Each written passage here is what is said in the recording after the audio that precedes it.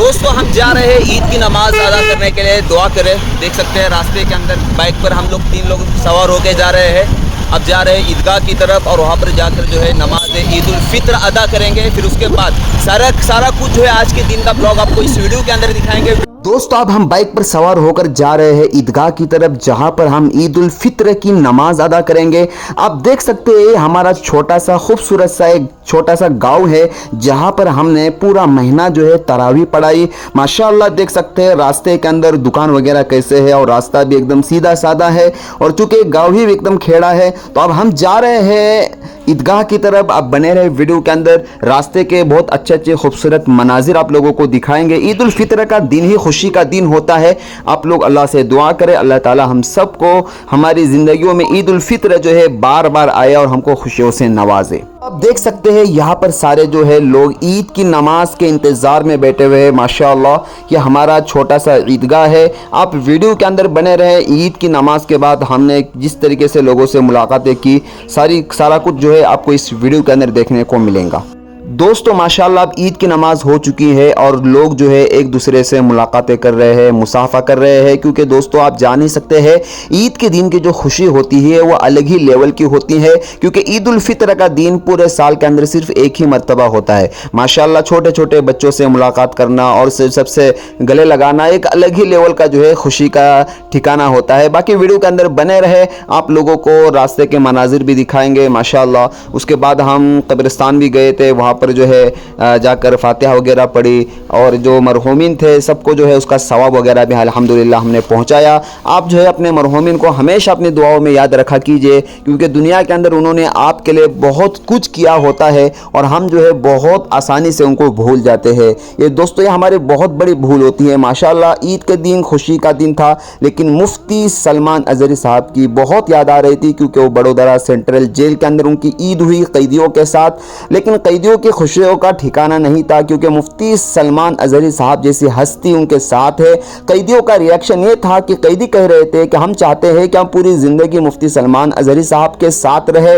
और दोस्तों अजीज़ आपको बताते हुए चलो, मुफ्ती सलमान अजहरी साहब ने उनकी ज़िंदगी में इनकलाब पैदा कर दिया है। वो जो शराब, जुए और हर गंदी चीज़ के आदी थे, और वो जो है जेल ही के अंदर उन्होंने तौबा व इस्तिग़फ़ार किया और आइंदा न करने का इरादा किया। माशाअल्लाह मुफ्ती सलमान अजहरी साहब का जेल में रहना एक बहुत बड़ी सादत की बात है और उनकी हिदायत का जरिया मुफ्ती सलमान अजहरी साहब को अल्लाह ताला ने बनाया। बाकी मुफ्ती सलमान अजहरी साहब इंशाल्लाह बहुत जल्द रिहा होंगे, हमारे दरमियान में होंगे। आने वाले 22-23 अप्रैल को जो है हेयरिंग की डेट है।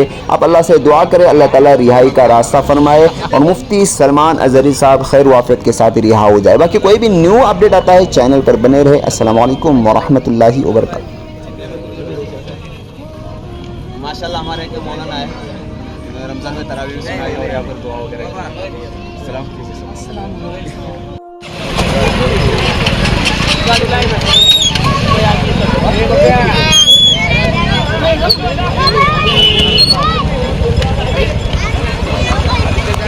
तेरा है रेडियो में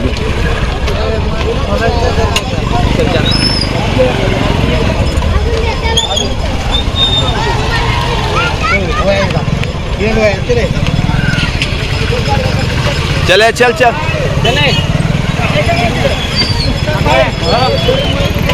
मुस्तफा भाई हमारे मस्जिद के जिम्मेदार। चलो ना चल पानी ले जाएंगे।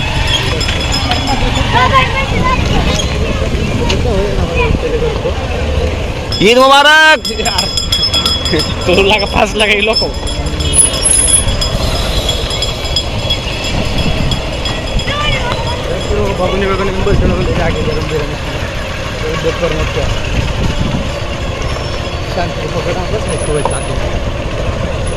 किस हमारी शांति नहीं रहा।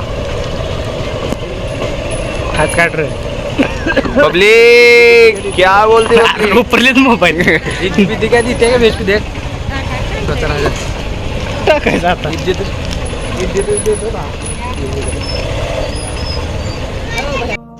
ईद मुबारक। ईद मुबारक भाई, ईद मुबारक। चल ईद मुबारक. ईद मुबारक.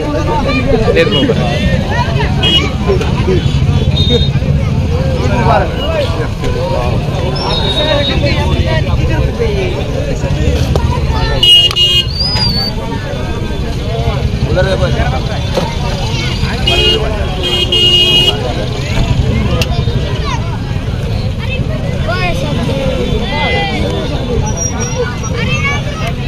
ईद मुबारक सभी भाइयों को.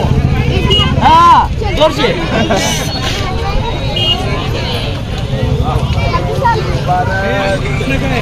भाई इधर इधर उधर देखो सबको. हमारा वीडियो बन रहा है.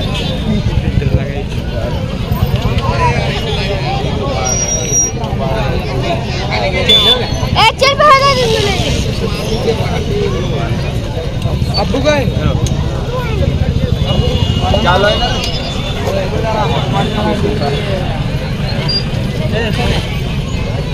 ईद मुबारक. चालू है कि बंद करे.